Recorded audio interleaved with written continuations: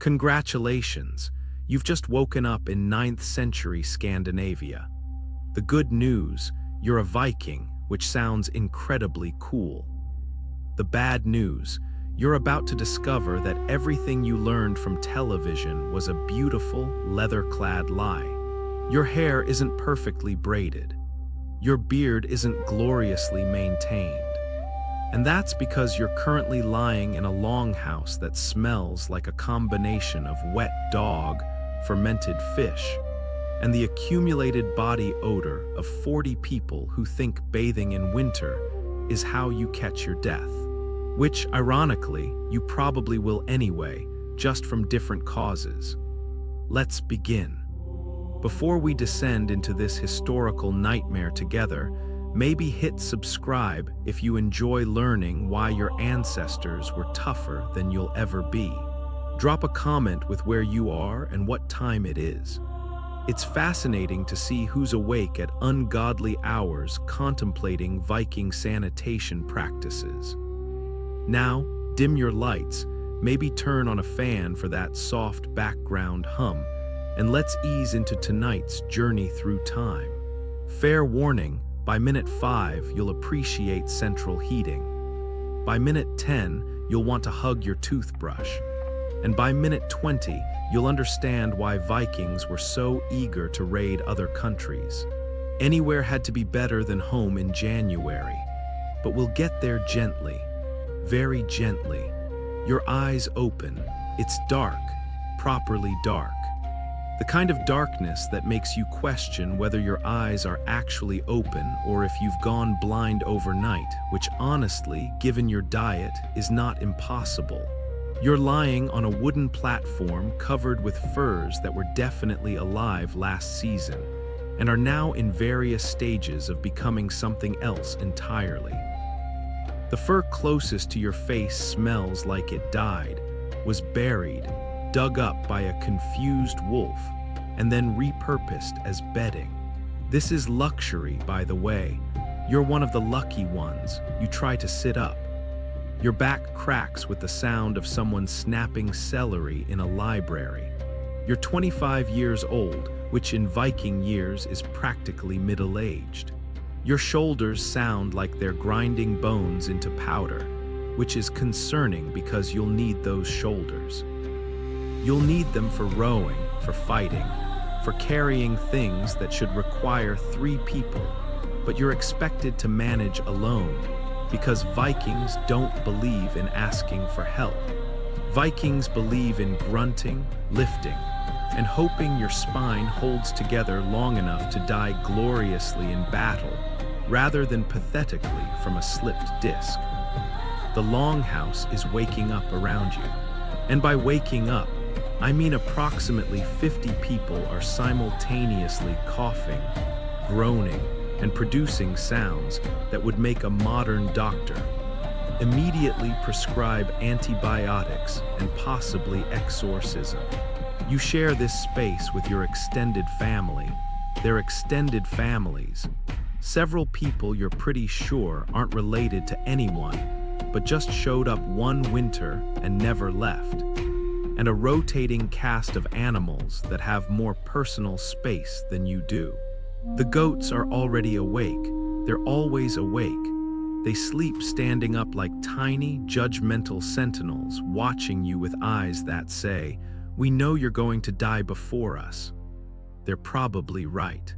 The chickens are roosting in the rafters, which sounds charming until you remember that chickens have no concept of bathroom etiquette, and you're sleeping directly below them. You've woken up with bird droppings in your hair before, multiple times. This is normal, this is life, the smell. Oh, let's talk about the smell. Imagine a seafood restaurant, a gym locker room, and a stable had a baby. Now imagine that baby never bathed and was raised in a cave made of smoke and broken dreams. That's your longhouse. The air is thick with smoke from the central fire pit, which provides your only heat and also your primary source of respiratory illness. The smoke is supposed to escape through a hole in the roof. In theory. In practice, about 30% escapes, and the rest just circulates, getting thicker and more personal with each passing hour. You stumble off your sleeping platform, trying not to step on anyone. This is harder than it sounds because people are everywhere, arranged like human Tetris pieces across every available surface. You accidentally put your foot on something soft. It grunts. You apologize in Old Norse, which sounds like you're trying to clear phlegm while simultaneously threatening someone. The person grunts again. You're forgiven, probably. It's hard to tell. Vikings aren't big on verbal communication before breakfast. Speaking of breakfast, it's time to eat. And by eat, I mean it's time to experience what the Viking age considered food, which is generous. You make your way to the central fire, where a large iron pot has been simmering since approximately the previous century. This is the communal stew pot. Everything goes in here. Meat when someone catches something. Vegetables when the ground isn't frozen solid. Grains stolen from the previous raid. Mystery ingredients that fell in and nobody wanted to fish out. The stew never empties, and nobody ever cleans the pot.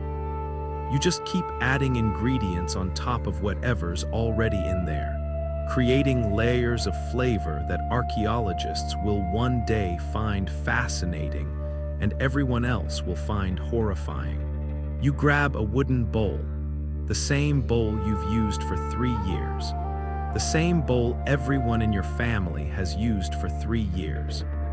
Washing dishes isn't really a priority when water has to be carried from the fjord in buckets, and it's currently frozen solid enough to walk on. You dip your bowl into the stew. It's thick, concerningly thick, the consistency of library paste mixed with regret. You can't tell what's in it by looking. You can't tell what's in it by smelling. You just have to trust that your ancestors have been eating this exact thing for generations, and most of them survived to at least 30. The first spoonful is an adventure. There's something in there that might be fish, or might be meat, or might be a vegetable that's undergone a complete identity crisis. It's salty, incredibly salty. Salt is your primary preservative because refrigeration won't be invented for another 1,000 years.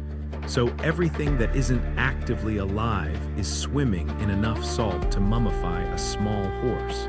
Your taste buds immediately stage a protest. They're ignored. You have bigger problems.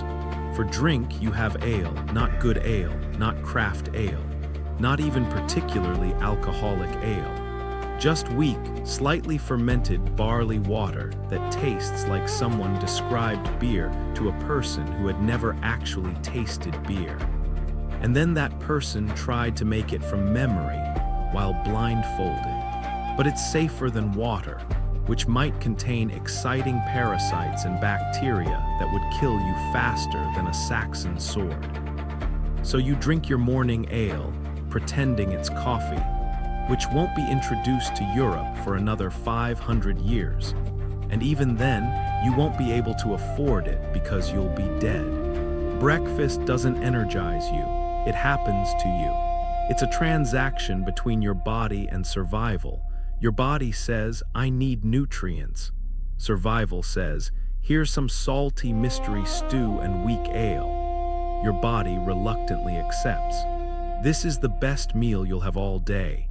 Think about that. Now you need to dress. Your clothing options are limited, very limited. You own exactly 2 outfits, the one you're wearing and the one that's currently so stiff with accumulated filth that it can stand up by itself in the corner. You're wearing your tunic, which is made of wool.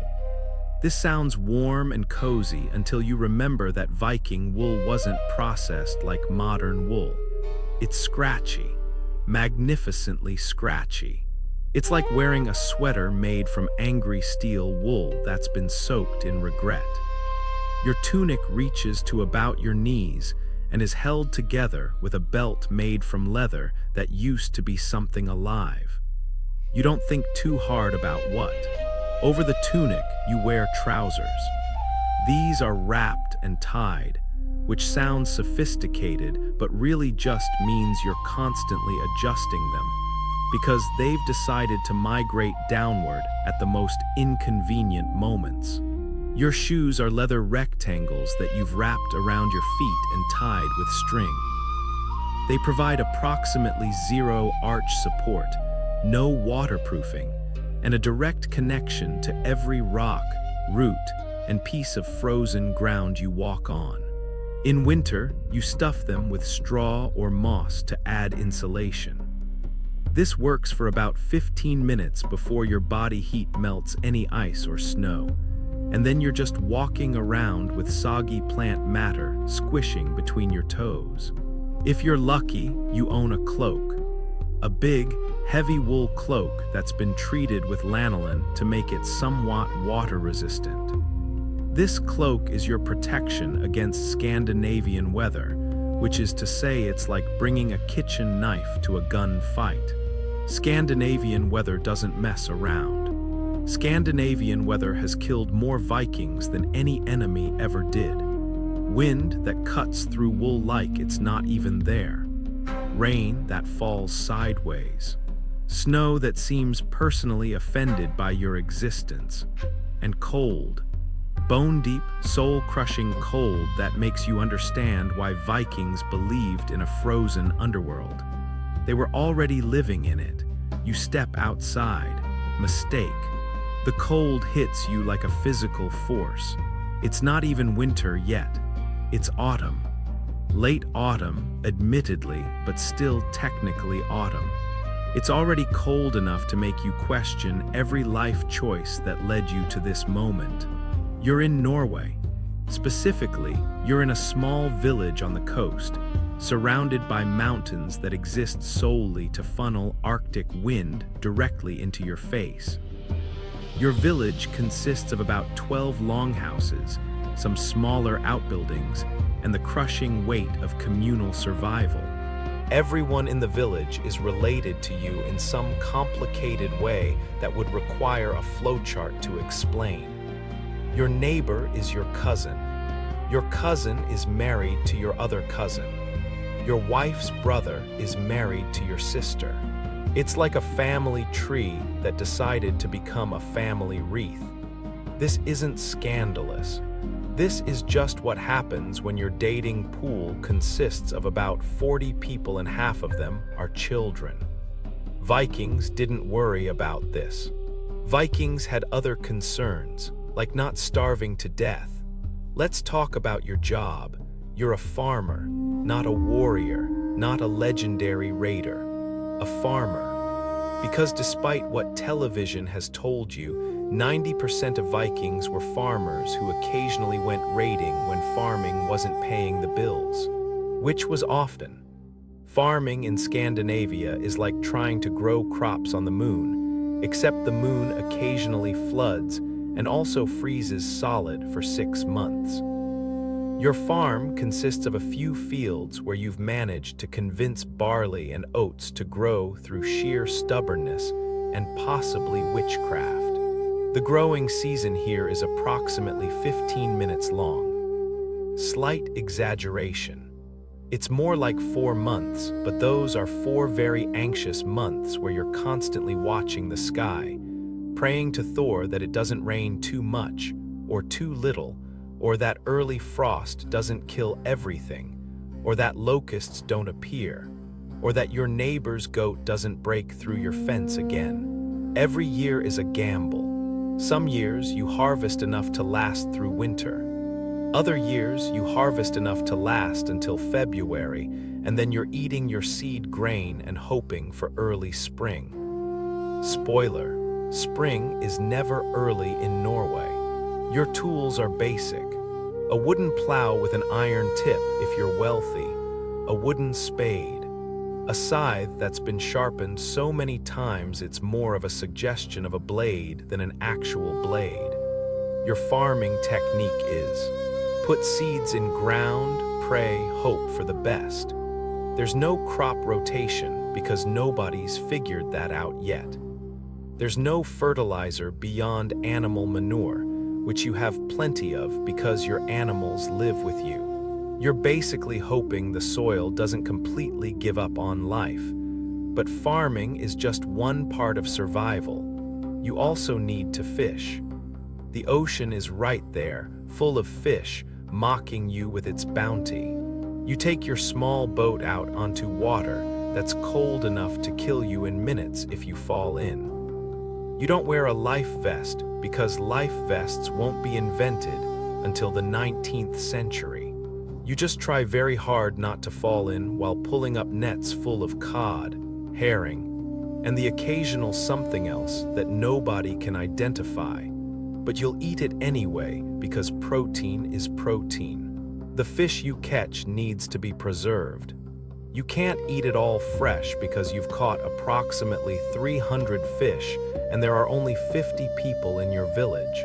So you salt it, you dry it, you hang it up in the wind until it becomes hard enough to use as a weapon. Stockfish, you call it. Stockfish is fish that's been dried until it has the texture of shoe leather and needs to be soaked for 12 hours before it's even vaguely edible. You'll be eating stockfish for the next 6 months, every day, multiple times a day, fish stew for breakfast, fish paste for lunch, dried fish for dinner. You'll start dreaming about vegetables. You'll fantasize about fruit. You'll look at your goat and think thoughts that aren't appropriate for a farming manual. Let's address personal hygiene. Vikings, contrary to popular belief, did actually bathe once a week. Saturday was bath day. Saturday literally comes from the Old Norse word for bath day. This sounds civilized until you realize that bathing meant heating water over the fire, pouring it into a wooden tub, and then taking turns with the same water. The most important person bathed first, then the next most important. By the time it's your turn, you're essentially marinating in everyone else's dirt. The water is gray, sometimes brown, sometimes it has floating bits. You don't ask what the bits are. You just close your eyes and pretend you're at a spa. Between baths, you don't really wash. You might wipe your face with a cloth if you're feeling fancy.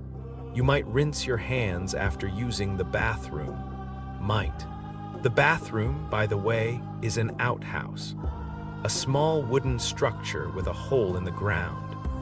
You sit over this hole and do your business while the wind howls through gaps in the walls and makes you question whether this is really better than just going in the woods. At least in the woods, you don't have splinters to worry about. Toilet paper doesn't exist. You use moss or leaves or a handful of straw. Or you use the communal wiping stick, which is exactly what it sounds like. A stick with a sponge or cloth attached that everyone in the village uses. After you use it, you rinse it in a bucket of water. The same bucket of water everyone rinses it in. This is one of those historical facts that makes modern people want to lie down and think about penicillin. Your teeth are a disaster. Not entirely your fault. Sugar barely exists in your diet, so cavities aren't as much of a problem as they could be. But grinding grain into flour leaves tiny bits of stone in your bread, and those bits slowly wear down your teeth like you're chewing sandpaper. By age 30, if you make it that far, your teeth will be worn to nubs. Some will have fallen out. Others will be hanging on through sheer stubbornness. You don't brush them because toothbrushes aren't a thing. Some people chew on twigs. Most people just accept that their mouth is slowly becoming a horror show and move on with their day. Let's talk about your social life. Entertainment in a Viking village is limited, very limited. There's no television, obviously. No internet. No books because you can't read. Literacy is for monks and the occasional rich person who wants to show off. For you, entertainment means sitting around the fire at night listening to someone tell stories. The same stories you've heard 1,000 times. Stories about gods and heroes and battles.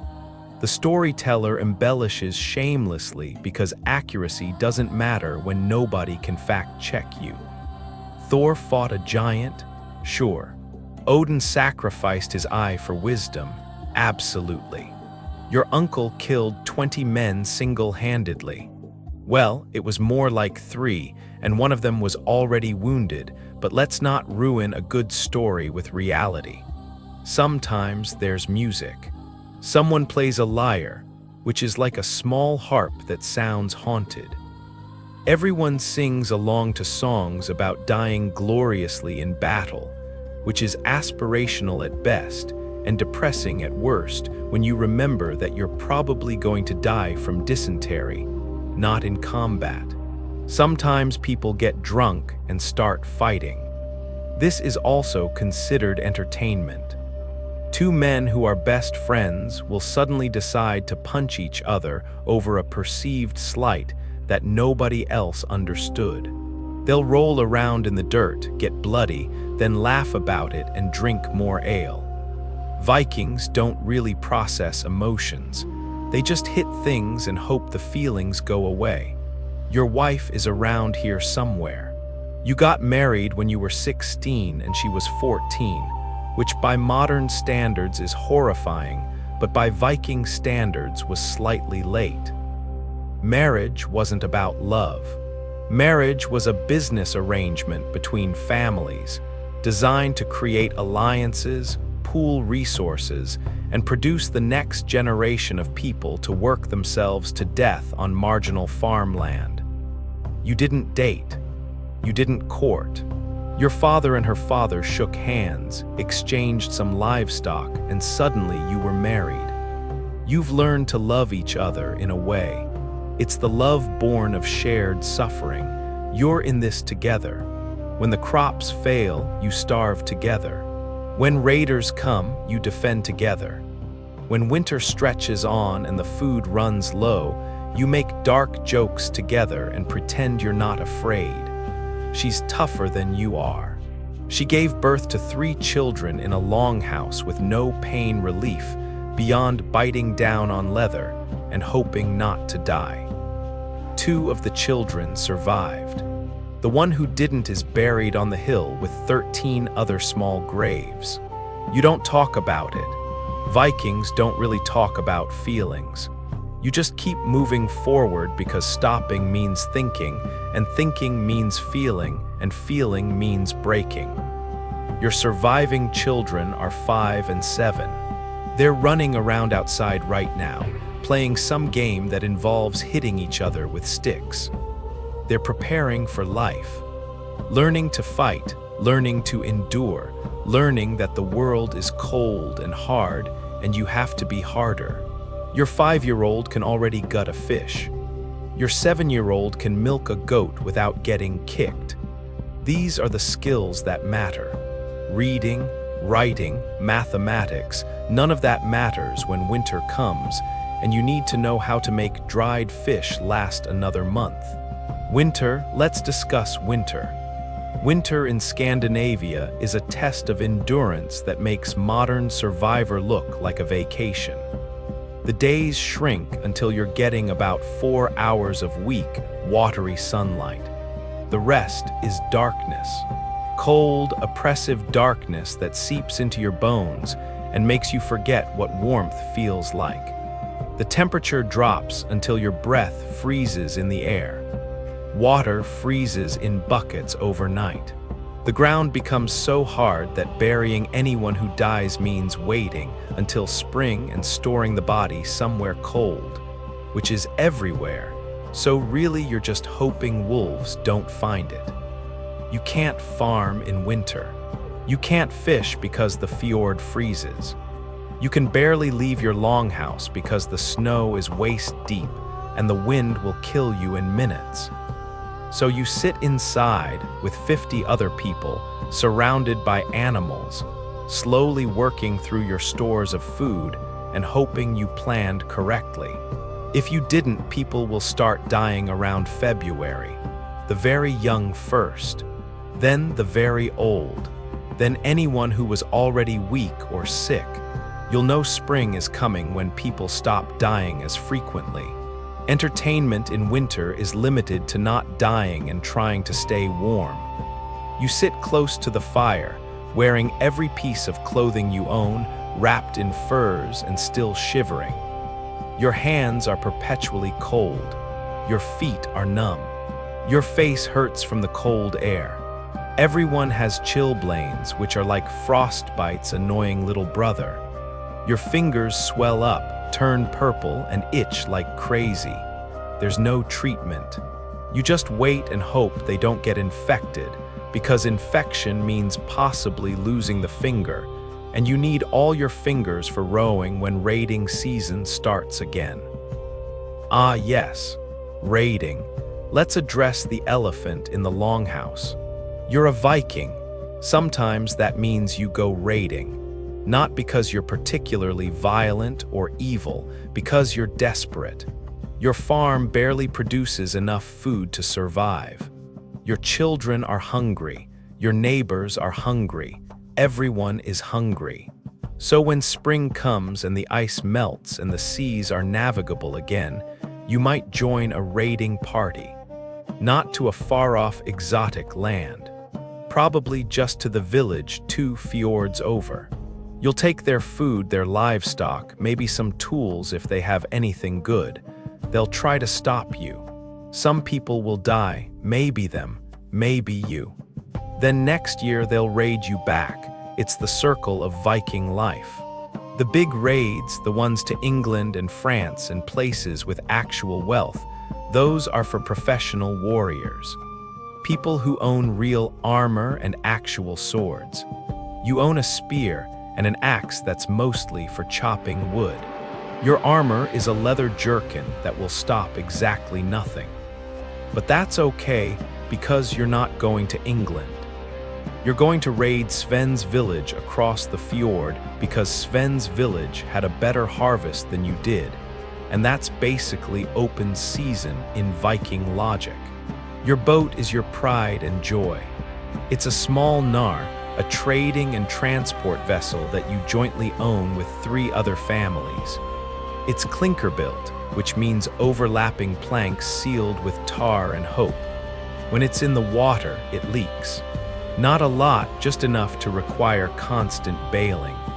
One person is always bailing. If that person stops bailing, everyone starts sinking.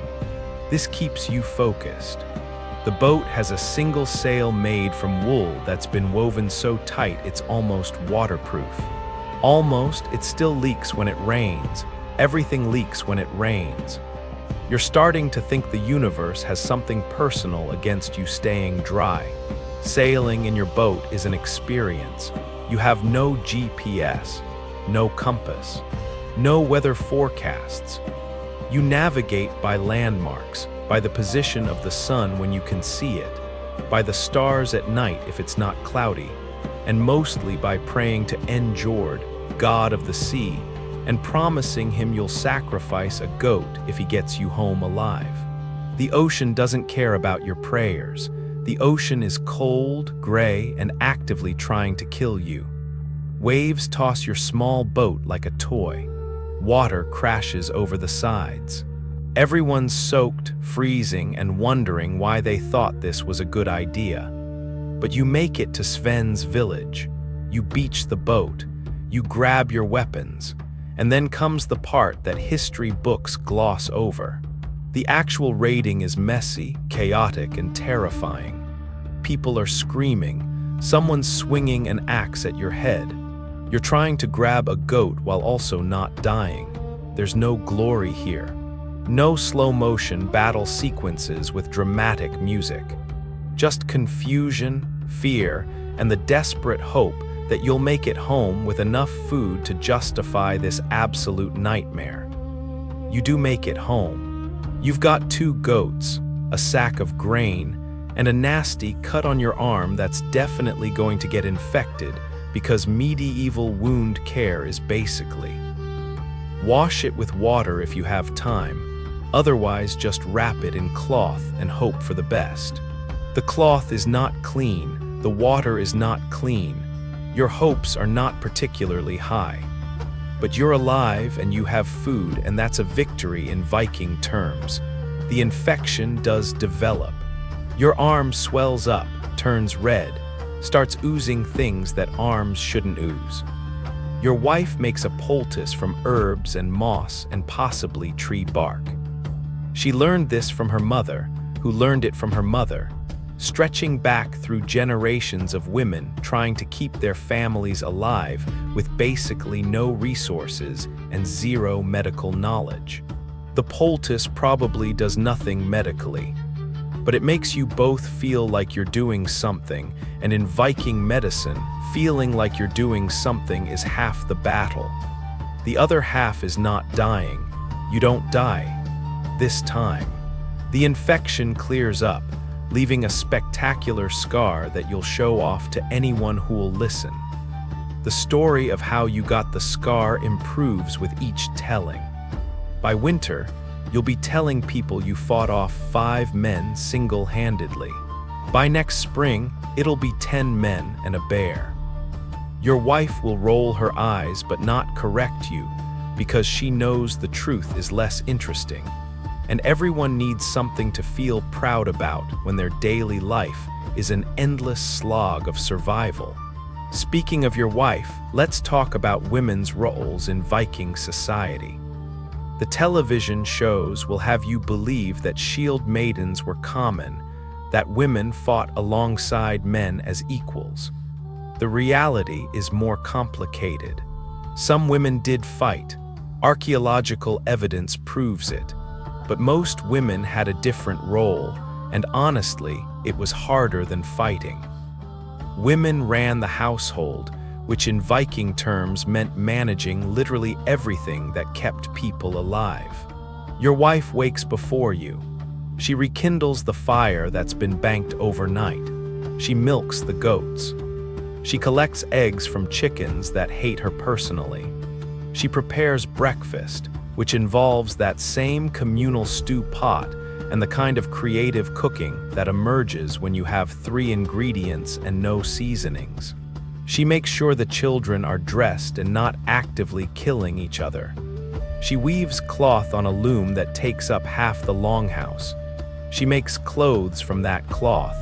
She preserves food for winter. She brews ale. She makes cheese from milk. She manages the storage of food to ensure it lasts until next harvest. She does all of this while also being pregnant every other year until either menopause or death, whichever comes first. If you die on a raid, she inherits your property. She becomes the head of household.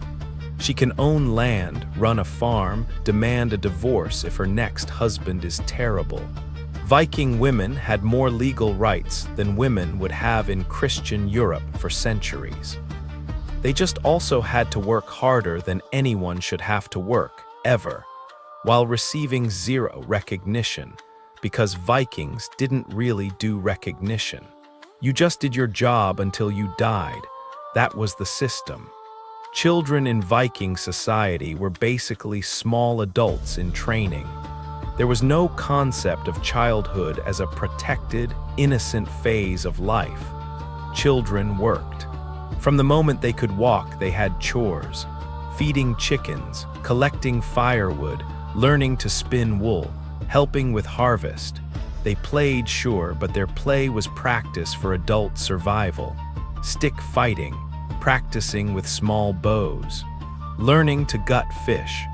By age 12, you were expected to do adult work.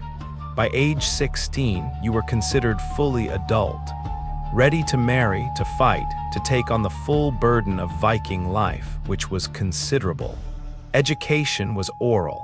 There were no schools, no teachers beyond your parents and the village elders. You learned by watching and doing. You learned the stories of your ancestors. You learned which plants were edible and which would kill you. You learned how to read the weather by watching the sky. You learned how to navigate by the stars. You learned how to survive because that was the only subject that mattered. Everything else was luxury. Religion permeated everything. You believed in the gods because the gods explained why life was so hard. Thor fought giants to protect humanity. Odin sacrificed himself to gain wisdom. Freyja wept tears of gold. These weren't just stories. They were explanations for why the world worked the way it did. When your crops failed, it was because you'd offended some god. When you survived a raid, it was because the gods favored you. When someone died young, it was their fate, woven by the Norns at the moment of birth. You had no control. The gods had already decided. This was either comforting or terrifying, depending on the day. You made offerings to the gods. Small things mostly. A bit of food thrown into the fire. A toast to Thor before drinking. If things were really bad, you might sacrifice an animal. In extreme circumstances, people sacrificed humans, though this was rare and usually reserved for major events like coronations, or when the entire village was starving and desperate. Most of the time, you just hoped the gods were paying attention and maybe felt a little bit generous. Death was a constant presence, not dramatic, movie-style death, just quiet, frequent, unremarkable death. People died from infections, from childbirth, from falling off roofs, from eating something that went bad, from getting kicked by a horse, from falling overboard, from pneumonia, from basically anything because medicine was a combination of hope, herbs, and prayer. You probably attended a funeral every few months. They weren't elaborate affairs, just a burial, some words about the deceased, and everyone getting drunk afterward because that's how Vikings processed grief. If you died in battle, that was considered the best outcome. You'd go to Valhalla, the hall of slain warriors, where you'd feast and fight every day until Ragnarok, the end of the world. If you died in your bed from disease or old age, you went to hell, which wasn't exactly hell, just a cold, gray afterlife that mirrored your cold, gray life. Vikings didn't believe in eternal damnation or paradise. They believed in more of the same forever, which honestly tracks with their entire worldview. But let's say you beat the odds. Let's say you survive childhood diseases, farming accidents, raiding mishaps, infections, famines, brutal winters, and the general hostility of the universe. You make it to 50, which makes you ancient by Viking standards. You're a respected elder now. Your opinions matter. Young people listen to your stories. You get to sit closest to the fire. But you're also falling apart. Your joints don't work. Your teeth are gone. Your eyesight is failing. You can't hear half of what people say. Your back is a disaster. Every morning is a negotiation with your body. If you let me stand up, I promise we'll sit down again soon. Your body reluctantly agrees. This is victory. You're not bitter, though. You've lived longer than most people you've known. You've seen children grow up, get married, have children of their own. You've seen the seasons turn 50 times. You've survived invasions, famines, the death of friends and family. You're still here. That counts for something. On quiet evenings, you sit by the fire and think about all the people who didn't make it. Your parents, gone decades ago. Your siblings, mostly dead from various causes. Your first child, buried on the hill. Friends lost in raids or to disease. You've outlived them all. You don't know if you're lucky or cursed. The young people in your village have no idea how good they don't have it. They complain about cold winters and hard work. You want to grab them by their shoulders and tell them, I grew up in a longhouse that flooded every spring. We ate nothing but dried fish for 4 months straight one winter. I've seen ice storms that killed half the livestock. I've survived 3 raids and 2 plagues. You don't know struggle. But you don't say any of this because Vikings don't do inspirational speeches. You just grunt and go back to staring at the fire. Eventually, you'll die. Probably in winter. Winter is when old people die. Your body will finally give up, worn out from decades of manual labor and marginal nutrition. Your family will wrap you in cloth, bury you in the cold ground, and place your favorite belongings with you for the afterlife. A knife, maybe, your drinking horn, something personal. Then they'll pile stones over your grave to keep animals from digging you up, and that will be that. No eulogy beyond, he was tough. He lasted longer than most, which, in Viking culture, is the highest compliment. Your legacy won't be written down. There are no history books for people like you. You weren't a king or a famous warrior. You were just a farmer who sometimes went raiding to survive. Your name will be remembered for 1 generation, maybe 2, and then it will be forgotten. But your DNA will persist. Your descendants will spread across Scandinavia, across Europe, across the world.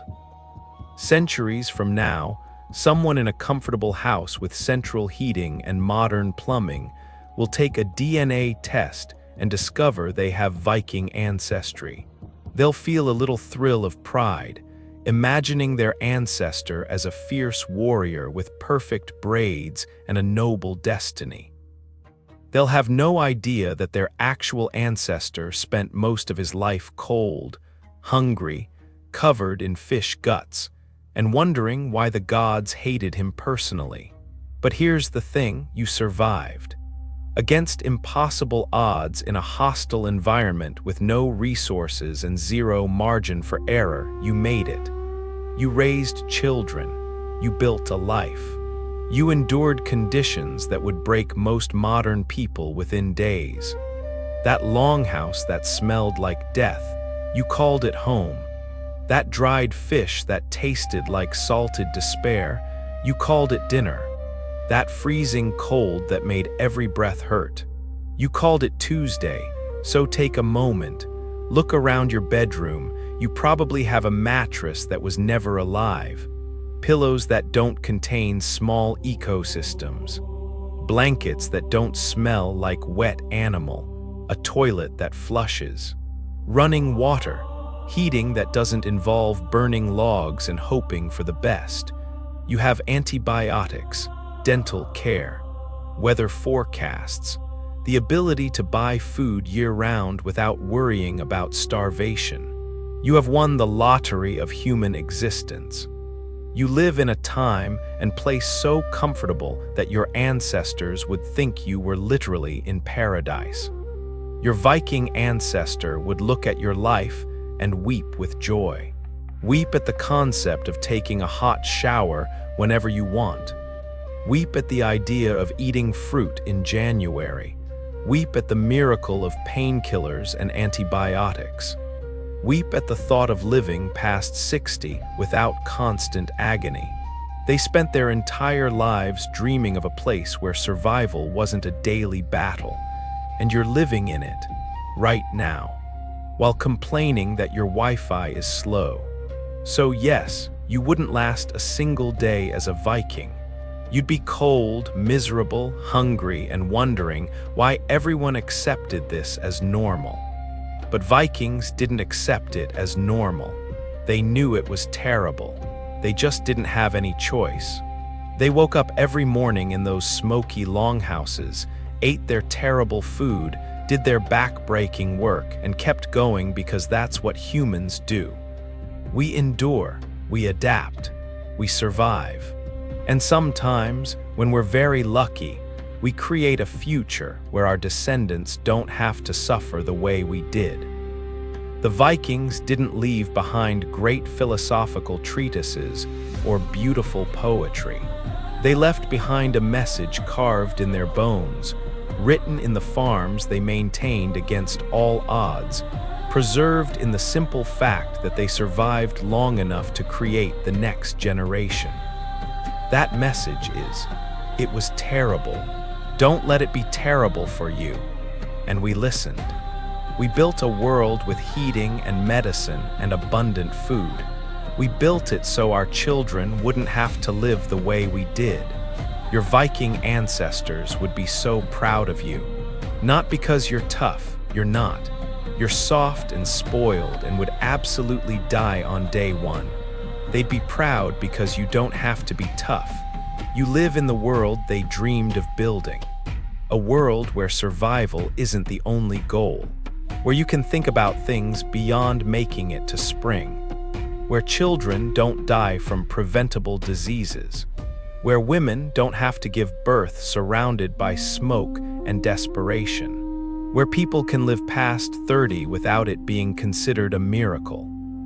So tonight, as you drift off to sleep in your comfortable bed, in your climate-controlled room, with your full stomach and your healthy teeth and your whole life stretching out before you, maybe spare a thought for the Vikings.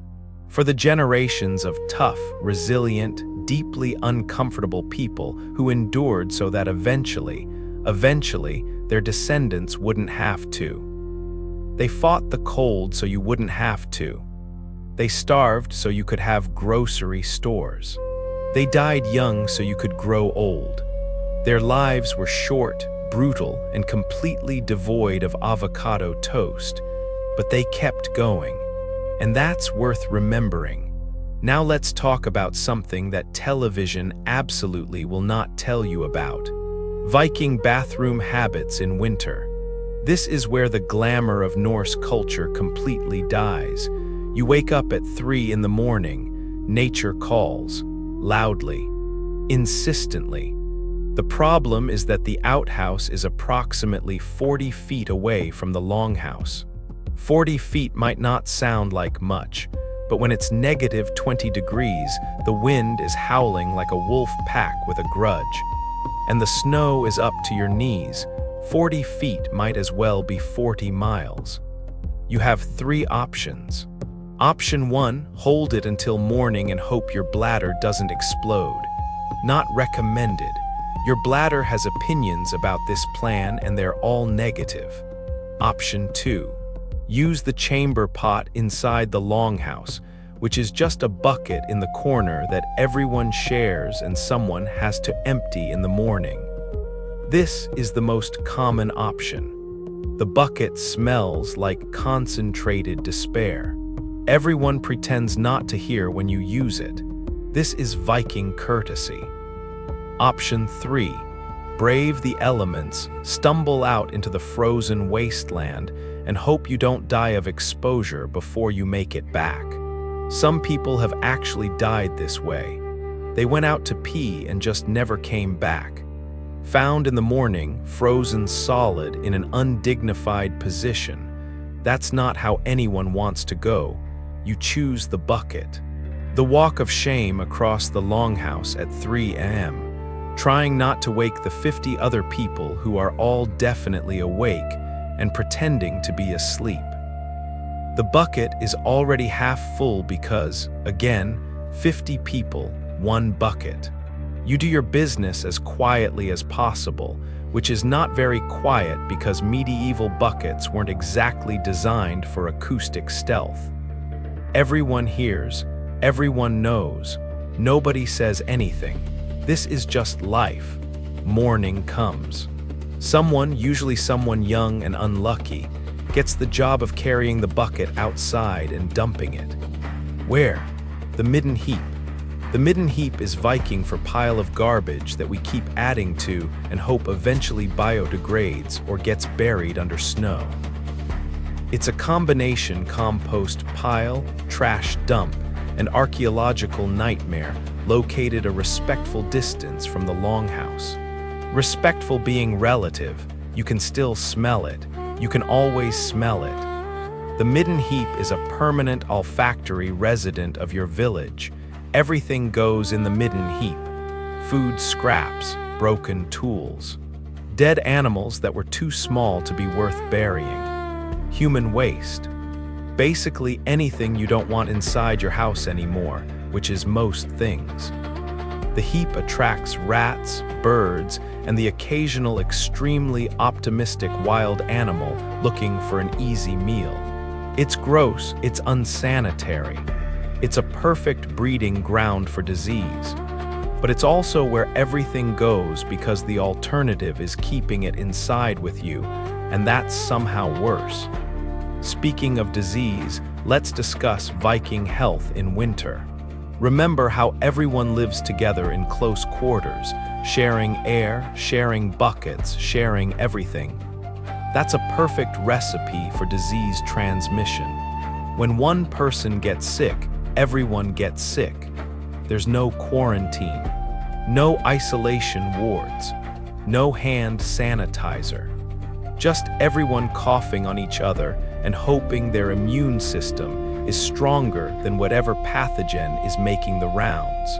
The most common illness is what you might call the Viking flu, which is probably several different respiratory infections that nobody can differentiate because medical diagnosis is: you're coughing, you're sick, good luck. Treatment involves staying by the fire, drinking hot liquids if you have any, and waiting to see if you die. Most people don't die, but some do. Especially the very young, the very old, and anyone whose immune system was already compromised by malnutrition, which is most people. Then there's the intestinal diseases. Food poisoning from eating preserved food that went slightly off. Dysentery from contaminated water.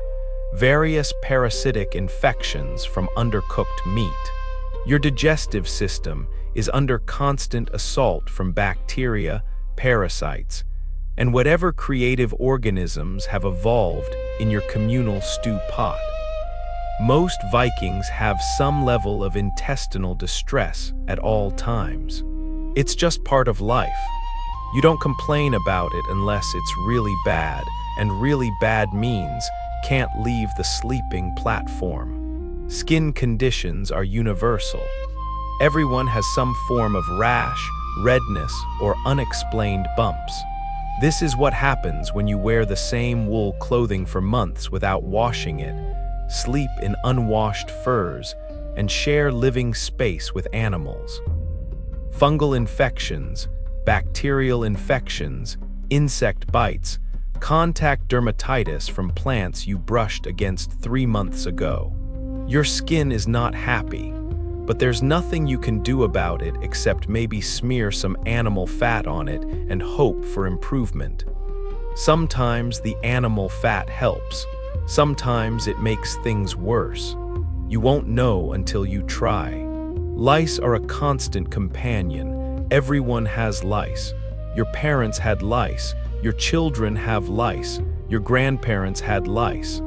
Lice are basically part of the family at this point. You pick them out of each other's hair in the evening as a form of bonding. This is quality time in Viking culture. Sitting by the fire, picking bugs out of your spouse's hair while discussing whose turn it is to empty the bucket tomorrow. Romance is alive and crawling with parasites. Fleas are worse than lice because fleas jump. You can't catch fleas by hand. They're too fast. You just have to accept that fleas live on you, in your clothing, in your bedding, and occasionally bite you in places that are inconvenient to scratch in public. Vikings didn't have public and private spaces the way we do. Everything is public, so you scratch where it itches and nobody judges you because they're also scratching. Worms are another issue. Intestinal parasites from undercooked meat or contaminated water. You know you have them when you see them in your stool, which is a horrifying experience the first time and just Tuesday by the 10th time. Treatment involves eating certain herbs that supposedly kill the worms. Whether this works is debatable. The worms have opinions about the herbs, and sometimes the worms win. You just keep eating the herbs and hoping the worms get discouraged and leave. They rarely do. Let's talk about Viking dentistry. Actually, let's not. It's too depressing. Fine, let's talk about it. Your teeth are slowly being destroyed by your diet. The bread has bits of stone in it from grinding grain. Every bite is microabrading your enamel. By age 30, your teeth are worn down. By age 40, if you're still alive, your teeth are nubs. Some have cracked. Some have fallen out. Some have abscessed, which is phenomenally painful and occasionally fatal because the infection can spread to your jaw, your blood, your brain. There's no dentist, there's no Novocaine, there's no gentle extraction. If a tooth is really bad, someone strong holds your head, someone else grabs the tooth with a tool and they pull, you scream. Everyone pretends not to hear because, again, Viking courtesy. The tooth comes out, hopefully in one piece. The socket bleeds. You pack it with cloth and hope it heals before infection sets in. Sometimes it does, sometimes it doesn't. Sometimes you die from a bad tooth. That's just the way things go. Meanwhile, your gums are receding. Gum disease is universal because nobody brushes their teeth in any meaningful way. Some people chew on sticks. Some people rinse with water.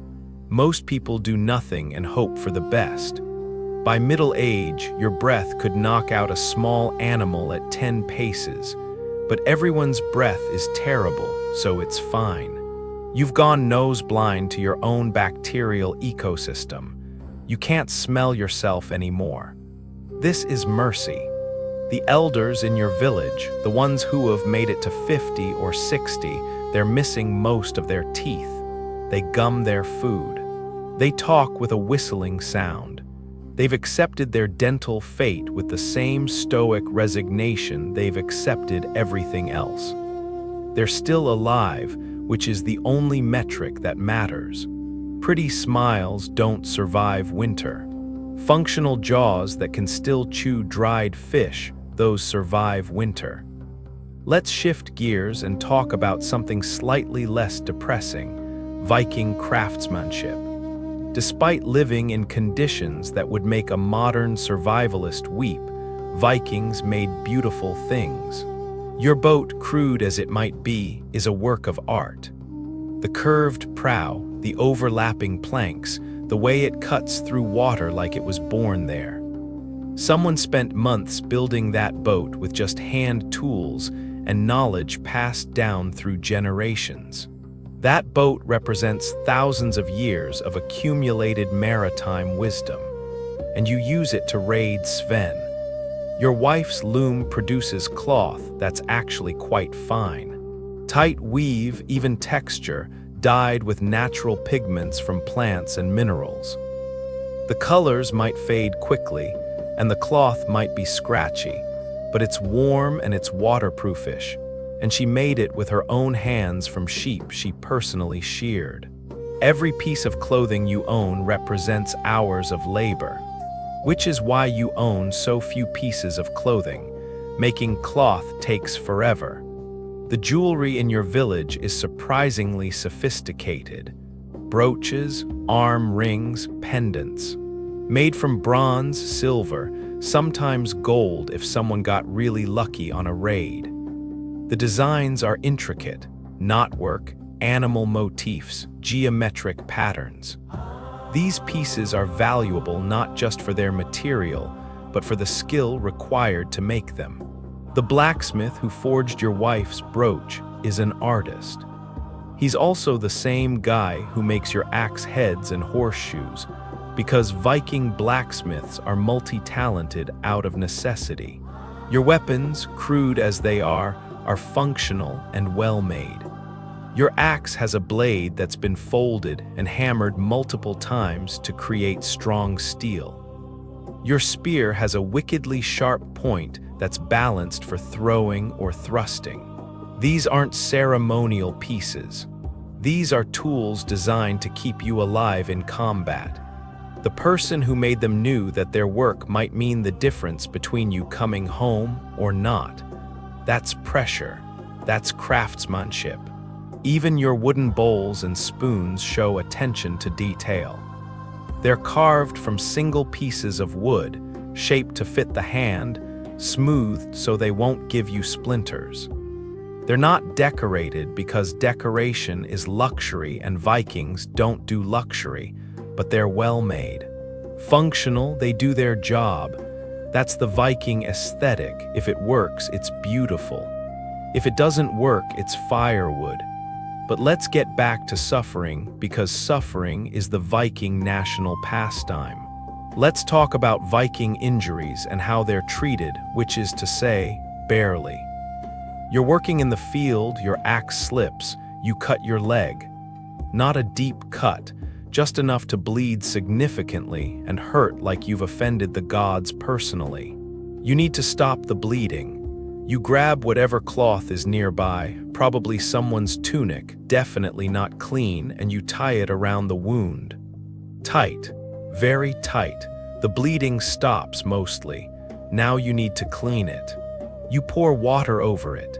The water is from the fjord. The fjord contains fish waste, runoff from everyone's farms, and probably some bacteria that won't be named for another 1,000 years. You're essentially rinsing your wound with a bacterial cocktail, but it's the best you have. Some people add honey to wounds because honey has antibacterial properties, though nobody knows why. They just know it sometimes helps, sometimes it doesn't. You won't know which camp you're in for about 3 days. 3 days later, the wound is angry, red, swollen, radiating heat. You've got an infection. Your wife makes a poultice from whatever herbs are available. Yarrow, if you're lucky. Garlic, if you have any. Moss, if you don't. She packs this onto the wound and wraps it again. You take to your sleeping platform because you're feverish now. The fever is your body fighting the infection. The fever might also kill you. It's a race, you survive. Again. Your body's immune system, trained by a lifetime of exposure to every pathogen in Scandinavia, fights off the infection. The wound heals slowly, leaving a scar that doesn't quite close right. You'll have a divot in your leg for the rest of your life. It aches when it rains. You're fine with this because the alternative was amputation or death, and you've become quite attached to your leg, literally. Broken bones are another adventure. You fall off a roof while repairing thatch. Your arm breaks. You hear it snap, feel the wrongness, see the angle that arms shouldn't make. Someone sets it, which means pulling it straight while you scream and possibly pass out. They splint it with wood and cloth. You can't use that arm for weeks. In a subsistence farming culture where everyone needs to work to survive, this is catastrophic. Everyone else has to pick up your share of the work. They do it grumbling because next time it might be them with the broken arm and they'll need the favor returned. Your arm heals crooked. Of course it does. There are no X-rays to ensure proper alignment. It just heals however it heals. You've got a permanent bend in your forearm now. You can still use it mostly. It aches in cold weather, which is always. You've added this to your collection of aches and pains. You're a living catalog of injuries poorly healed. You're 30 years old. You feel 60. You are 60 in Viking years. Let's address something else television won't show you: Viking PTSD. Because yes, raiding sounds adventurous until you remember that raiding involves actual violence. You've killed people, maybe not many, maybe just 1 or 2, but you've looked into someone's eyes and ended their life. They were someone's father, someone's husband, someone's son. You know this because you're someone's father, someone's husband, someone's son. You know what your death would mean to your family. You've caused that for someone else's family. This bothers you. You don't talk about it because Vikings don't talk about feelings. But at night, when you can't sleep, you see their faces. You remember the sounds, the smell of blood, which is sweet and metallic and wrong. The way bodies fall when life leaves them, not dramatic, just sudden and heavy.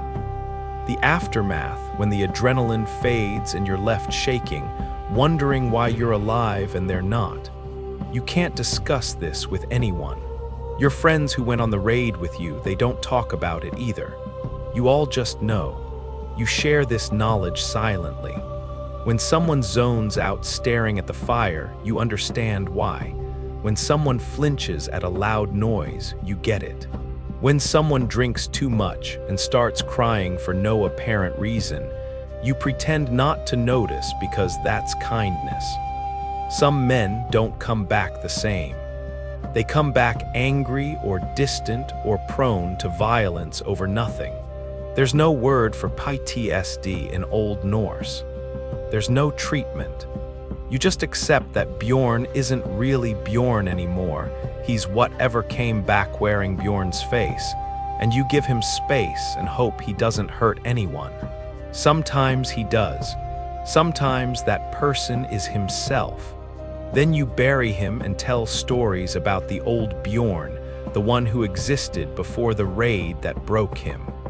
The women carry their own trauma. Childbirth in Viking times is Russian roulette. You're pregnant. Again. This is your 5th pregnancy. You have 2 living children. You know the math. You know the odds.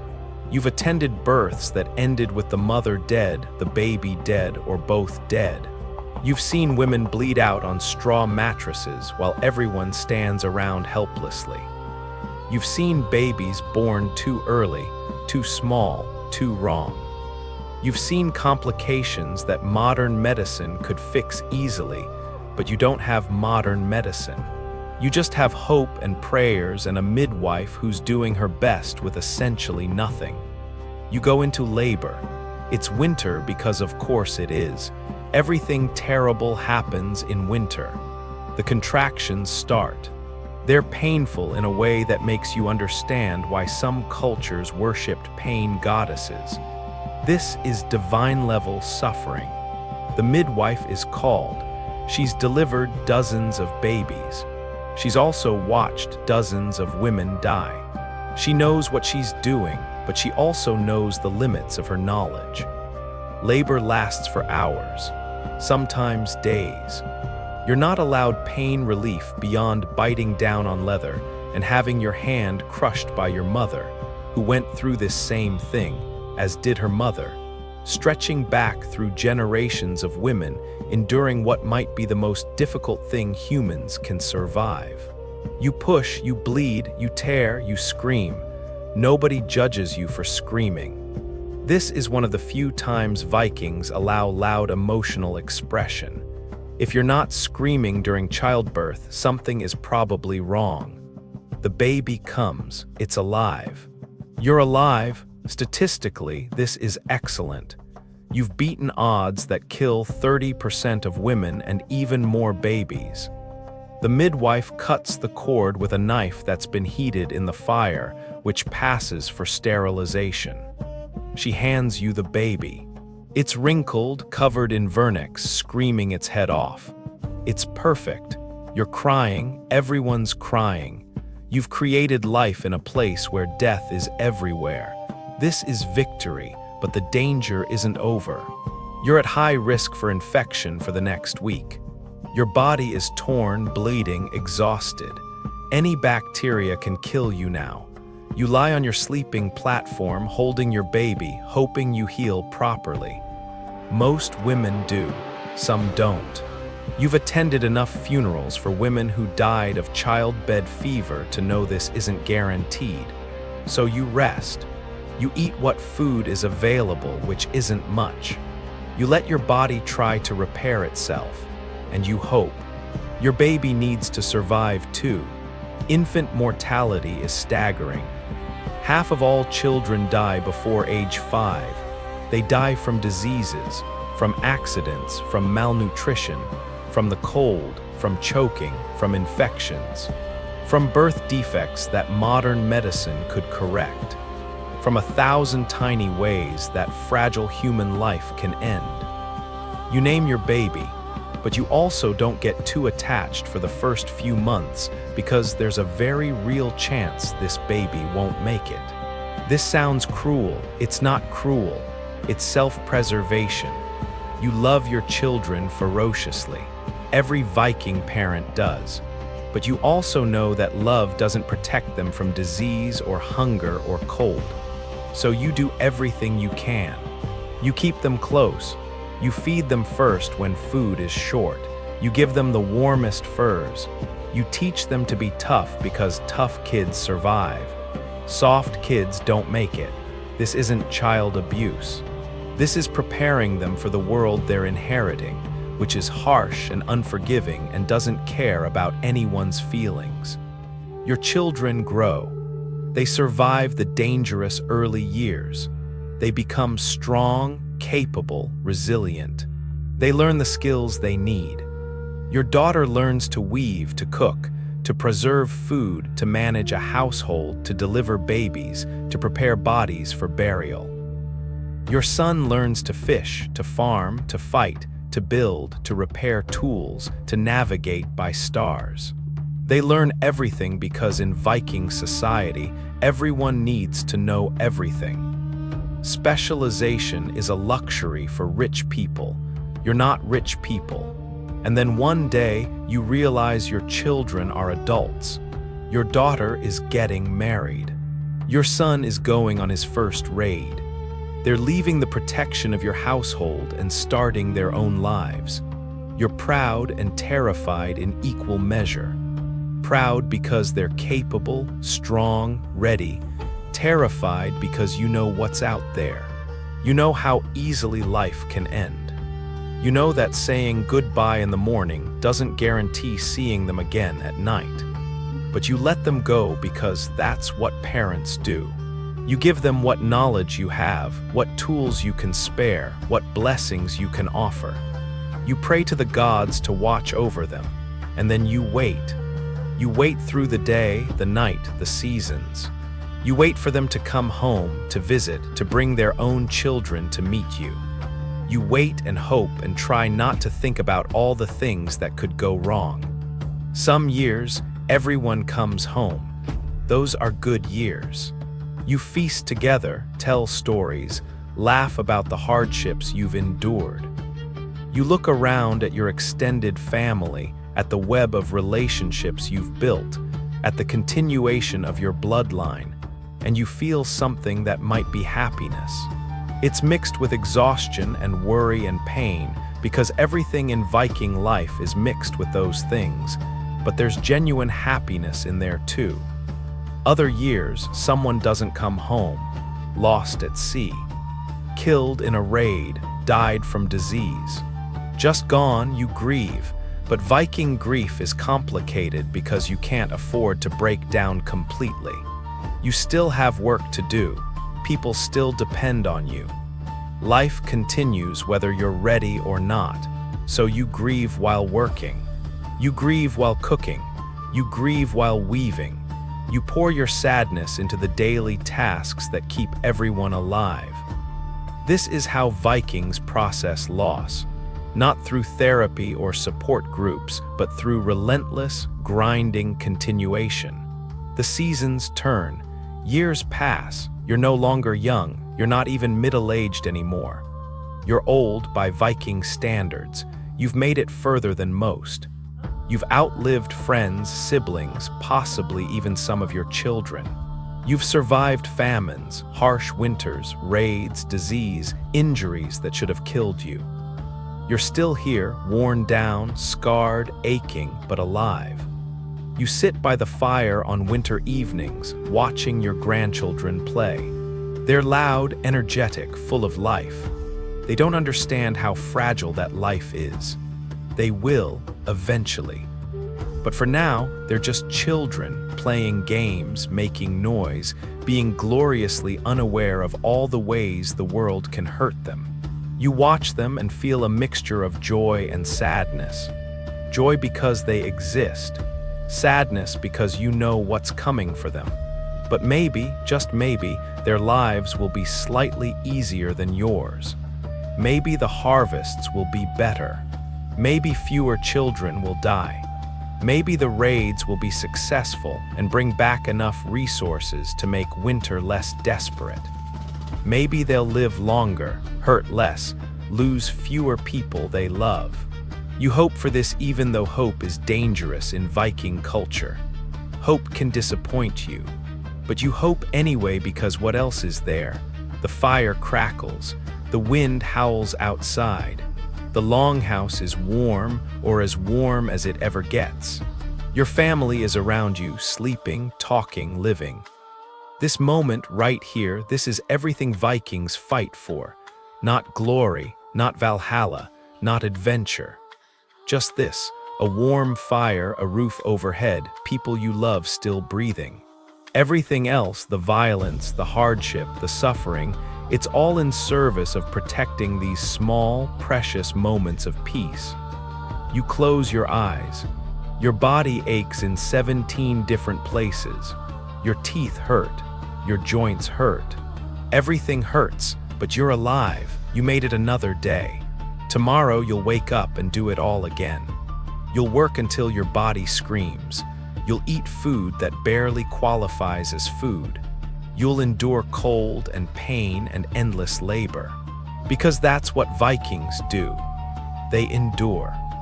And somewhere, 1,000 years in the future, someone is lying in a comfortable bed with heating and electricity and indoor plumbing, listening to your story, grateful beyond measure that they were born when they were.